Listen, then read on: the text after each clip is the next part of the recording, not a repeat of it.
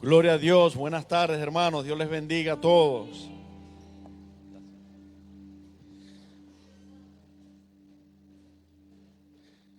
Hay dos buenas noticias en las cuales vamos a orar en esta noche, o en esta tarde noche.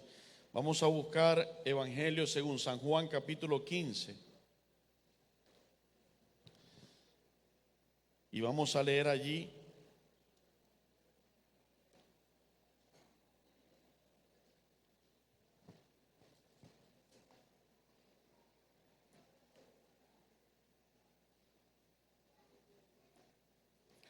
verso 15 y 16. Evangelio según San Juan, capítulo 15, verso 15 y 16, dice: en el nombre del Padre, del Hijo y del Espíritu Santo. Ya no os llamaré siervos, porque el siervo no sabe lo que hace su Señor. Pero os he llamado amigos, porque todas las cosas que oí de mi Padre os las he dado a conocer. No me elegisteis vosotros a mí, sino que yo os elegí a vosotros, y os he puesto para que vayáis y llevéis fruto, y vuestro fruto permanezca, para que todo lo que pidiereis al Padre en mi nombre, Él os lo dé. Y lo primero es que, pueden estar sentados, lo primero es que no estamos aquí y nuestra vida y nuestra familia no está en Cristo porque nosotros un día fuimos inteligentes y decidimos buscar a Cristo.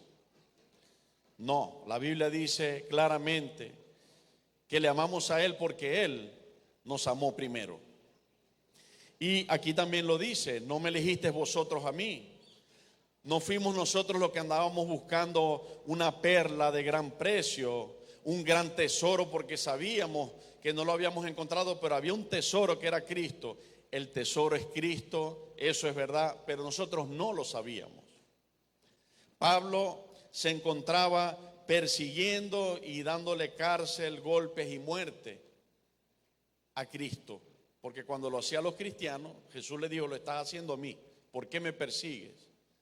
Y Pablo creía que le estaba sirviendo a Dios. Pero entonces Cristo lo alcanzó a él.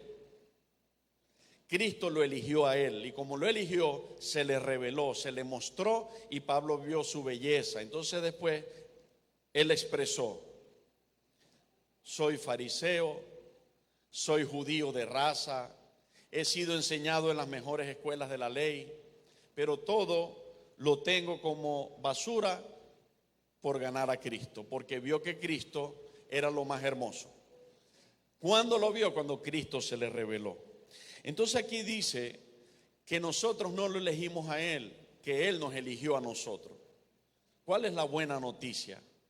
Que si hubiésemos sido nosotros quien lo hubiese elegido, quizás pudiéramos tener duda de habernos equivocado, porque a menudo tomamos decisiones erradas. A veces decidimos bien y a veces decidimos mal, y Dios termina enderezando nuestros pasos.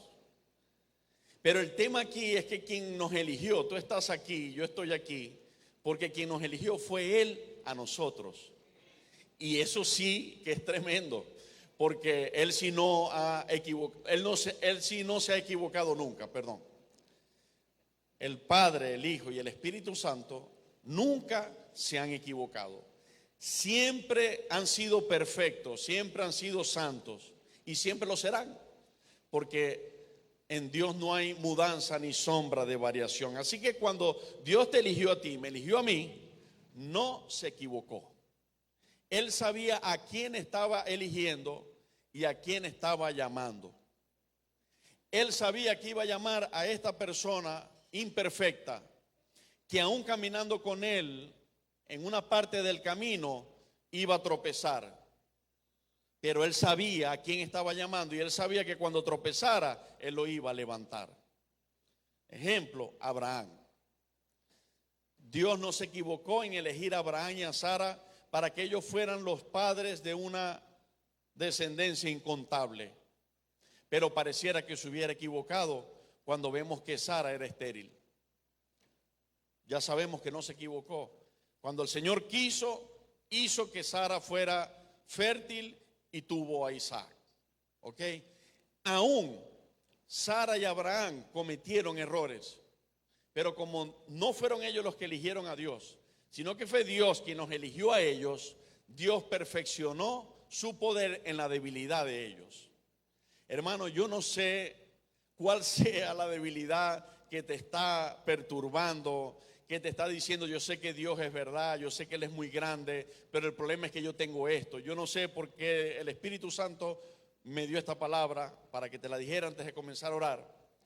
Pero lo que sí sé claramente es que sea lo que sea esa debilidad, Jesucristo sabe cuando te escogió, cuando te formó y me formó en el vientre de nuestra madre. Jesucristo sabía a quién estaba eligiendo. Por ejemplo, él eligió a Jeremías, al profeta Jeremías, y Él le dijo claramente, en el capítulo 1 lo vemos: desde antes de que te formase, te santifiqué, te llamé, te escogí y te di por profeta a las naciones. Y luego de años, primero de años de crecer Jeremías, lo llama el Señor siendo ya él un hombre adulto. Luego ya tenía un tiempo sirviéndole al Señor como profeta. Y por allá en el capítulo 15, el Señor tiene que hablarle porque Jeremías se quejaba, porque él veía que en su vida habían problemas que no se solucionaban. Pasaban los años y él le dijo al Señor: ¿por qué mi herida no admite curación? Señor, ¿será que tú para mí eres como aguas inestables, que un día me sacias y otro día no? ¿Qué es lo que ocurre? ¿Por qué yo no salgo en victoria total, en resumen, de estas situaciones que me pasan? Y el Señor le habló a Jeremías y le dijo: bueno, yo lo voy a decir con mis palabras. Si me estás preguntando, te voy a responder. Jeremías, te llamé, te santifiqué, desde el vientre te formé, te estoy usando como profeta, pero aún hay áreas en tu vida que no se han convertido a mí. Parece increíble, pero vamos a decirlo así a los maracuchos para que me entiendas. A la mitad de vida y de ministerio, Dios le dice a Jeremías: hay áreas en tu vida que no se han convertido a mí. Si te convirtieres, Jeremías, yo te restauraré. Y si tú aprendes a entresacar lo precioso de lo vil, vas a ser como mi boca. Jeremías, que se conviertan ellos a ti, tú no te conviertas a ellos. No bailes su son, que ellos bailen el tuyo, que soy yo. No sé si me explico. Y allí esa fue la palabra, muy clara, pero quiero obedientemente entregarte lo que el Espíritu Santo me decía, me ministraba. No estamos en sus manos por equivocación, estamos en sus manos por elección y propósito de Dios. Él te eligió y Él tiene un propósito contigo, el cual va a cumplir, y conmigo, el cual va a cumplir. ¿Cómo va a ser Él con nuestras debilidades? Él sabe cómo va a ser, porque buen alfarero es el Señor. Y por supuesto, yo sé que mientras más debilidades encuentre en mí, más me dolerá, porque Él tendrá que romper y volver a hacer, ¿no? Pero lo que sí sé es que va a llevar esta obra a feliz término. Y terminamos, para comenzar con las oraciones, con esta palabra. Juan capítulo 18.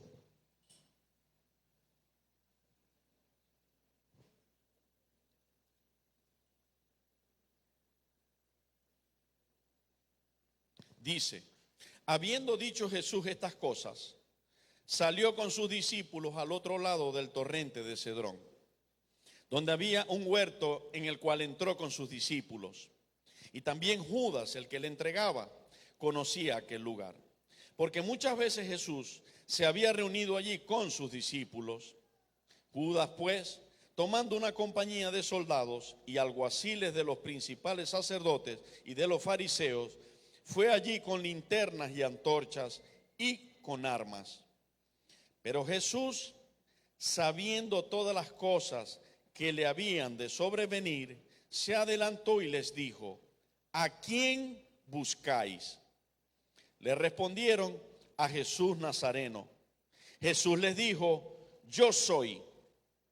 Y estaba también con ellos Judas, el que le entregaba. Cuando les dijo, yo soy, retrocedieron y cayeron a tierra. Volvió pues a preguntarles, ¿a quién buscáis? Y ellos dijeron, a Jesús Nazareno. Respondió Jesús, os he dicho que yo soy. Pues si me buscáis a mí, dejad ir a estos, para que se cumpliese aquello que había dicho, de los que me diste, no perdí ninguno. Entonces Simón Pedro, que tenía una espada, la desenvainó e hirió al siervo del sumo sacerdote y le cortó la oreja derecha. Y el siervo se llamaba Malco. Jesús entonces dijo a Pedro, mete tu espada en la vaina. La copa que el Padre me ha dado, ¿no la he de beber?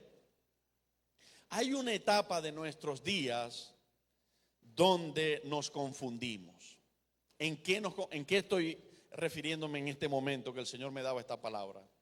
Nos confundimos porque sabemos que hemos creído en un Dios vencedor, en un Dios victorioso, en un nombre que es sobre todo nombre, Jesucristo, el Rey de Reyes y Señor de Señores. Hemos visto cómo ese Dios todopoderoso nos ha sacado en victoria en muchas circunstancias que hemos pasado en la vida. Pero cuando volvemos a la prueba, cuando volvemos a los días malos o a los días de prueba, de angustia, de vicisitudes, de tropiezo, bueno, ustedes saben, llamémoslos como ustedes le quieran llamar, de problemas. Volvemos muchas veces, cuando estamos en el problema, volvemos y nos confundimos. Y el Señor me decía, estabilidad y perseverancia. Mira esto.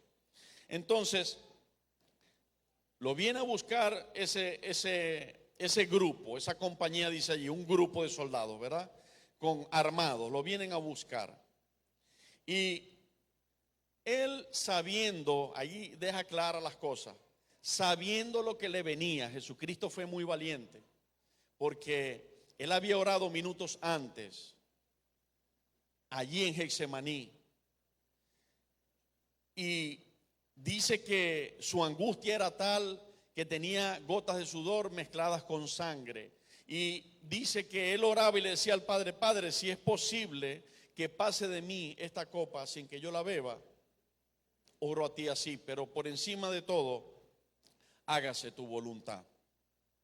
O sea, Jesús le estaba diciendo al Padre, yo sé que he venido con este propósito, yo sé lo que ya viene, pero esto me va a doler mucho, Padre. Si todavía puedes considerar librarme de esta gran prueba, yo estoy orando para que lo hagas, pero Padre, por encima de todo, haz tu voluntad. Y bueno, Jesús sabía ese dolor que ya venía cuando llega la compañía allí a buscarlo, y él no espera que pregunten, él se les adelanta. Se me parece al espíritu que tenía David cuando se enfrentó al filisteo. La Biblia dice que David corrió a la línea de batalla. Y Jesús le dice, ¿a quién buscáis? Y ellos dicen, a Jesús Nazareno. Y Jesús dice, yo soy. Ese yo soy no es simplemente un nombre de letras, sino un nombre de esencia. Cuando Moisés le preguntó a Dios cómo él se llamaba y cómo él le diría a Israel que se llamaba el Dios que lo había llamado para sacarlos de esa esclavitud, él le dijo, yo soy el que soy. Y esa traducción sale de las palabras en hebreo que hemos compuesto con vocales para poder nosotros pronunciar en nuestro lenguaje y decir Jehová. Pero es una palabra y unas letras que nosotros no sabemos pronunciar sin las vocales. Eso es yo soy el que soy. Ahora, cuando a Jesús lo vienen a buscar, él les dice su nombre. Y él no le está dando letra muerta. Él está dando en esa palabra una esencia. La Biblia dice que ante el nombre de Jesucristo, toda rodilla ha de doblarse y ha de confesar que Él es el Señor. Y para que quedara claro, aún en ese momento que Jesucristo no era que le quitaban la vida, Él lo explicó, no, nadie me quita la vida. O sea, si alguien me quiere quitar la vida, en pocas palabras, yo tengo el poder para defenderme y no me la podrán quitar. Yo de mi propia voluntad coloco mi vida y la voy a volver a tomar. Entonces allí, para que nos quede bien claro y le quede claro al reino de las tinieblas y al reino de los cielos y a todo lo que existe creado, le quede claro, cuando el Padre y Él determinan en su plan que se lo lleven, dejarse entregar, dejarse sacrificar, que lo vituperen y lo maten en la cruz, ocurre este momento maravilloso. Él dice: yo soy, y dice que retrocedieron y cayeron en tierra. Tú puedes decir: bueno, pastor, pero al final se volvieron a parar y lo agarraron y se lo llevaron. Sí, pero ya va. Si se volvieron a parar, si lo agarraron y si se lo llevaron, inclusive lo juzgaron injustamente, lo golpearon, se burlaron de él y le quitaron la vida, pero quedó claro que no fue que se la quitaron porque tenían más poder que él, sino porque él determinó que en ese momento la iba a entregar, pensando en ti y pensando en mí. Dice los evangelios que en tiempos antes de ese día, otros días antes, él estaba predicando y los fariseos y los sacerdotes todos juntos se ponían a oírlo, pero no se ponían a oírlo como diciendo: qué bendición este hombre, cómo habla la verdad de Dios, cómo tiene amor en su corazón hacia el prójimo. No, se ponían a oírlo para pescar en él dónde se iba a equivocar.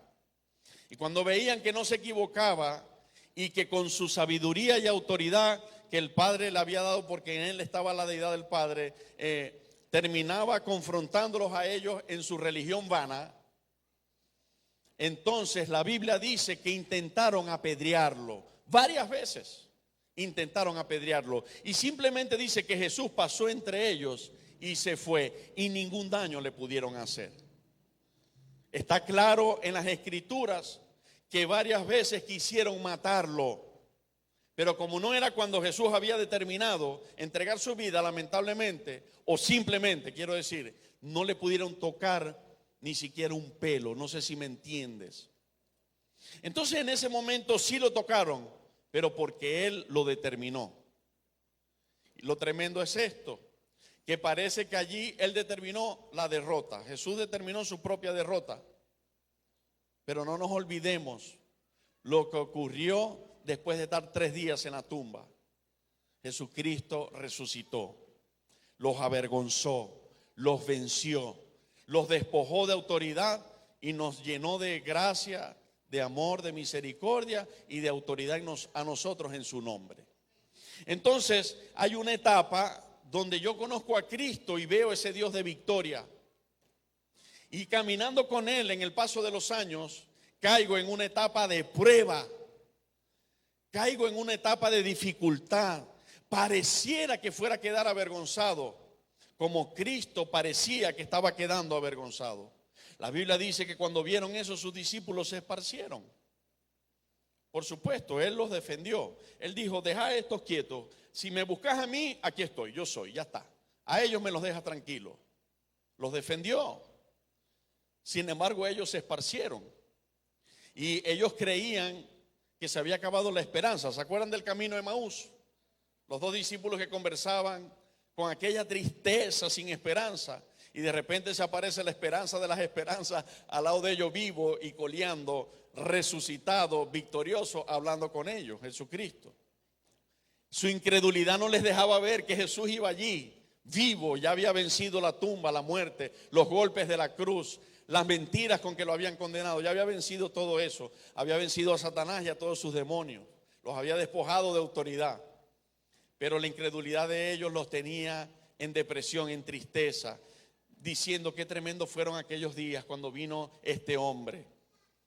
Hasta que Jesús les abrió los ojos y les dijo: y qué tremendo van a seguir siendo, en palabras mías, porque aquí estoy vivo, resucitado, y estaré sentado a la diestra del Padre por los siglos de los siglos. Entonces, ¿qué te quiero decir? Quizás un día te levantaste victorioso creyendo en ese Cristo de la gloria. Quizás luego estás pasando por pruebas, por dificultades duras. Mírate quizás como Jesús cuando se lo están llevando preso, Pero acuérdate de algo. Este arresto tenía un propósito. El que él se dejara arrestar y se lo llevaran y lo condenaran tenía un propósito. Si tú pasas por prueba, tiene un propósito. Lo tremendo es que yo paso hoy por la prueba ahora sabiendo que tiene un propósito la prueba. Pero que, como dice la Escritura, muchas son las aflicciones del justo, pero de todas ellas lo librará Jehová. Eso lo dice en el Salmo, en el Antiguo Testamento, pero vamos al Nuevo, al libro de los Romanos, a la carta a los Romanos, y dice, en todas estas cosas, visibles, invisibles, presentes, por venir, en lo alto, en lo profundo, en cualquier cosa creada, tú y yo seremos más que vencedores por medio de aquel que nos amó. Así que inclusive la prueba nuestra no nos va a llevar a la cruz, porque Él tomó la cruz para que tú y yo no la tuviéramos que pasar. Así que es bastante leve en comparación la prueba nuestra a la de Cristo. Pero termino diciendo esto. Cuando a Cristo lo arrestaron, Él no perdió su autoridad. Visiblemente pareciera que Él había perdido su autoridad y habían tomado la autoridad los soldados sobre Él. Pero cuando nosotros vemos que cuando lo quisieron matar, simplemente Él no se los permitió. Y vemos que Él dijo en reiteradas oportunidades, no me quitan la vida. No está por casualidad eso escrito allí. No es por casualidad que Jesús lo dijo. No me quitan la vida, sino que yo, de mi propia voluntad, la estoy poniendo. Él está diciendo, cuando vean que me lleven preso, me golpeen y me maten, no he perdido la autoridad. La estoy entregando para poderlo redimir a ustedes. Pero les dijo, yo la estoy poniendo y la voy a volver a tomar. Y así tal cual lo hizo, como lo había anunciado. La puso, ellos creyeron que lo habían avergonzado y vencido, pero a los 3 días los avergonzados y vencidos fueron ellos, Satanás y todos sus demonios, y Jesucristo el victorioso. Por eso dice en Filipenses que Él se humilló hasta lo sumo, y por eso también se le dio un nombre que es sobre todo nombre, para que en el nombre de Jesucristo se doble toda rodilla de los que están en el cielo, en la tierra y debajo de la tierra. En nombre de este gran Dios, si hay algún músico que me quiera acompañar, se los agradezco. En nombre de este gran Dios, vamos a comenzar a orar. Vamos a comenzar a orar. Y quiero que comencemos a orar por los países que están siendo hoy abatidos por terremotos como Turquía y Siria, por deslaves como Perú, por incendios como Chile. Y bueno, hay muchas naciones, esto es lo más visible, pero hay muchas naciones que hoy están siendo abatidas. Y el hecho de que sepamos que esto tiene que venir, de que el Señor lo ha anunciado, no quiere decir que nosotros nos quedamos los cristianos con los brazos cruzados y decimos, bueno, el Señor anunció eso tiene que pasar, y nos quedamos indolentes. No, no. La Biblia dice que clamemos, que oremos por todos los hombres, especialmente cuando vemos las situaciones tan terribles que están ocurriendo. Así que yo les pido que comencemos hoy con esta oración. Vamos a orar por estas naciones, específicamente por los pueblos y las personas, los niños. Hemos visto muchos videos de niños pasando situaciones sin precedentes, o sea, inexplicables, muy terribles. Niños que están naciendo bajo los escombros, otros que Dios en su misericordia les ha preservado la vida y muchos otros han muerto. Padre, te damos gracias y en el nombre de Jesucristo, que es sobre todo nombre, el gran yo soy, aquel ante el cual toda rodilla se dobla. Señor, solamente dijiste yo soy y quedó demostrado tu poder y tu autoridad.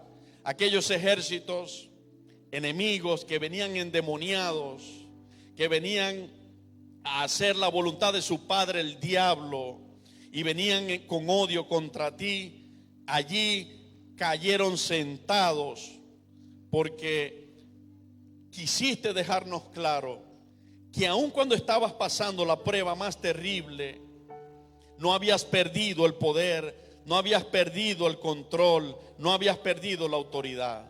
Cada cosa que estaba pasando en aquellos minutos fueron totalmente preparados por ti mismo. Tú lo habías anunciado, Padre, a través de tus profetas y la ley. Tú habías dicho tal cual así que iban a ocurrir esas cosas. Dios mío bendito, en tu nombre clamamos por estas naciones que hoy están siendo abatidas y te suplicamos, Padre, misericordia. Nosotros sabemos que tú eres Dios justo, Dios fiel y misericordioso. Alguno podría decir, bueno, ellos están recibiendo el pago de sus falsas creencias, o ellos están recibiendo el pago de sus pecados. Pero recuerdo, Señor, palabras que dijiste a tus discípulos: si vosotros no os arrepentís, podréis perecer igualmente que aquellos que les cayó encima aquella edificación. Y hoy, Padre, nos unimos al dolor de estos pueblos que están siendo terriblemente abatidos por estos terremotos, por estos incendios, por estos deslaves. Dios mío, especialmente por las personas menos pudientes, por las personas más vulnerables, por las familias, por los niños, te pedimos que tengas compasión, que tu misericordia les alcance, que de alguna manera tu gracia, que sobreabunda sobre el pecado, ministre sobre ellos. Ministre sobre ellos para que ellos te miren de alguna manera. Tú lo sabes, Señor, yo no sé cómo lo puedes hacer, pero que ellos en medio de esto recapaciten, que ellos puedan mirar al cielo, que ellos puedan comprender que hay un solo camino al Padre y eres tú, Jesucristo. Dios, ayúdales a restaurarse, ayúdales a levantarse, ayúdales a recuperar un hogar donde vivir, Señor. Ten misericordia, es nuestra oración. Ten compasión, Señor. Seguramente ahorita hay un sinnúmero de heridos. Los muertos han sido por miles. Dios mío, sé tú fortaleciendo aquellos corazones desgarrados por causa de las muertes, desgarrados porque han perdido sus bienes. Oh Dios, ten misericordia. Te lo pedimos en el nombre de Jesús. Ten compasión de ellos.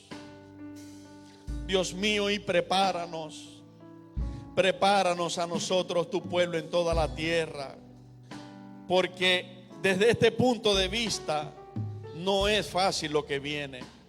Tú nos anunciaste que veríamos de terremotos en diversos lugares. Tú nos anunciaste que iban a haber estas cosas y que esto sería un principio de dolores, que aún esto no sería el fin. ¿Cómo será, Señor, el fin? ¿Cómo será cuando tú nos hayas levantado, Señor? Ayúdanos a perseverar agarrados contigo, Cristo. Ayúdanos a perseverar en la verdadera doctrina del reino de los cielos, en tu amor, Señor. Porque si esto es el principio de dolores, cuán terrible serán las copas de la ira, Señor.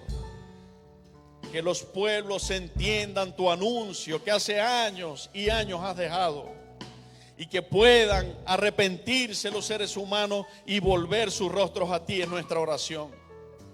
Utilízanos llenos del amor, de la misericordia, de la gracia de tu Espíritu Santo. Utilízanos para llevar tu mensaje, para llevar tu palabra.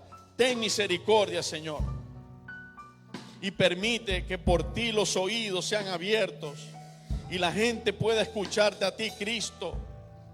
Te lo ruego, mi Dios, en el nombre de Jesús.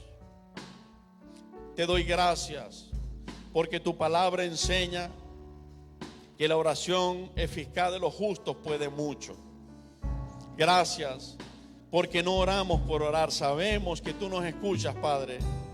Allí dice, al final del primer versículo leído, que tú nos elegiste y nos enviaste para que llevemos fruto y que ese fruto permanezca, para que todo lo que pidamos al Padre, Él nos los dé. Bueno, hoy nos unimos en estas oraciones. Señor Dios, trata con nuestros pueblos. Ten misericordia y sensibiliza nuestros corazones Y no permitas que tenga que ser con mano fuerte que tú reprendas para que la gente se vuelva a ti. Si los pueblos se vuelven arrepentidos a ti, Señor, yo sé que tú tendrás misericordia.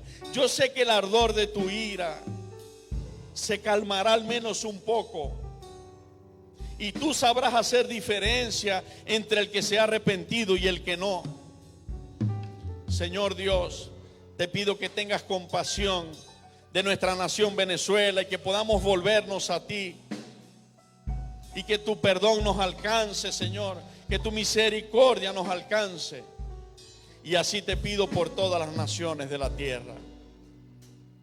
Gracias porque tú eres bueno. Y tu fidelidad y tu misericordia es para siempre. Amén.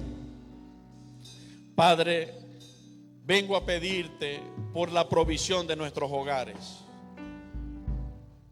Yo te doy gracias porque allí dijiste, Jesús, en esos pasajes que leíamos también, que ya no nos llamabas siervos, que nos llamabas amigos, porque el siervo no sabe lo que hace su Señor, pero el amigo sí lo sabe. Y tú dices, les llamo amigos porque todo lo que el Padre me ha revelado o me ha enseñado, todo eso yo se los enseño a ustedes.